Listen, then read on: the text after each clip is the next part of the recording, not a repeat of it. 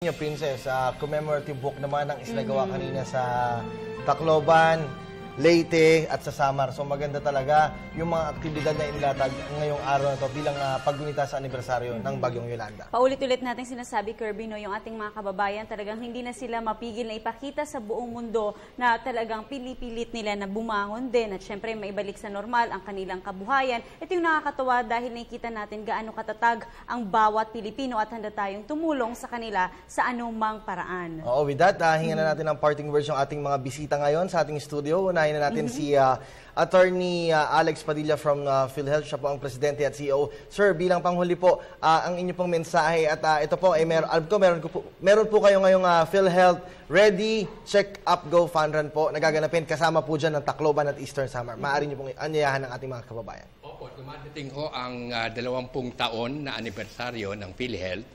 At ito ho ay isa sa mga activities na gagawin namin ay tinatawag namin Fund Run. Takbo para sa PhilHealth Ready, Check Up, Go.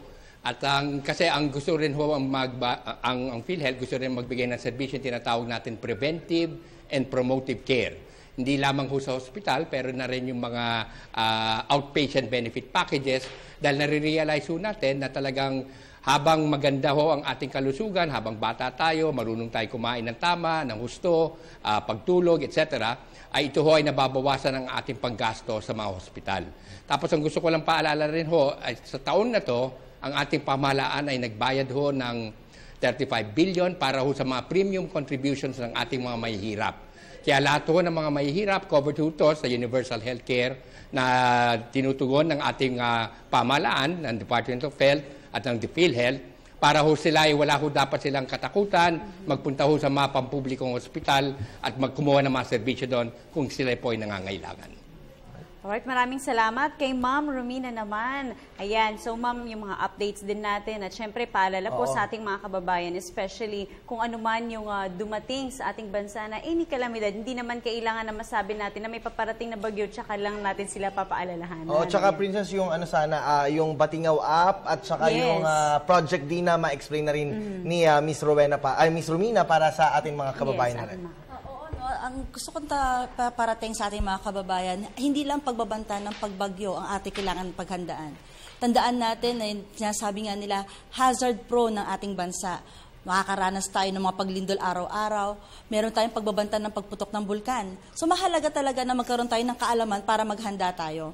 So isa dito ang mga naisip na natin mga proyekto gaya ng Project Dina o ang Disaster Information for Nationwide Awareness. Ito ay short video clips ito na bibigay sa ng kaalaman anong dapat mong gawin before, during, and after.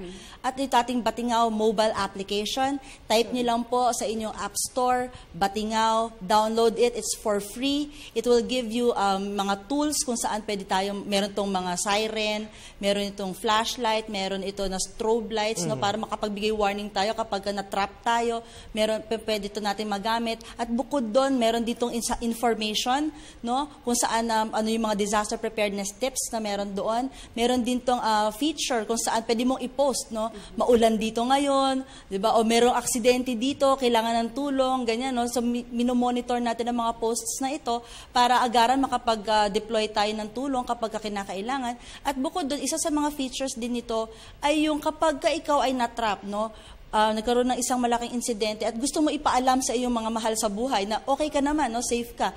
Meron doon I am safe, no, na app na tool para maipadala natin sa ating mga kapamilya na okay naman tayo. And you will launch a book nga, ma'am, no?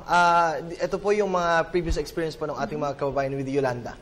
Yes, so, no, on Monday, maglo-launch ang ating, sa pangunguna ng ating Office of Civil Defense and the National Disaster Risk Reduction and Management Council, a documentation of the Philippine experience because of Typhoon Yolanda. So this is called the Why It Happened book. So, kaya why? Kasi because of the Yolanda. Okay. So, we will be launching this on Monday, 2 o'clock p.m. And magiging available po ba yan sa mga bookstore nationwide, ma'am? Hopefully, makapag-ano na tayo ng mga copies para makapag-ano na tayo, distribute rin tayo para makita nila, no, this captures not only the Philippine experience, the emotions, ano mga naranasan nila, but it also captures kung ano rin yung mga naging learnings natin dito sa Bagyong Yolanda. Alright, maganda yan at kailangan bumili tayo niya, Princess. Yes, of course, na napakasarap na no, yung basahin yung mga ganyan, malaman din natin ano yung naranasan ng ating mga kababayan. With that, maraming salamat po sa aming mga bisita, Attorney Alex Padilla from PhilHealth at si Miss Romina B. Marasigan, Public Affairs Chief and Spokesperson po from Office of the Civil Defense. Pansamantala, kami po muna ay magagap para po ibigay pa ang iba pang mga update sa aming puyang pagbabalik dito po sa Telebisyon ng Bayan, special coverage, Yolanda Walang Iwala.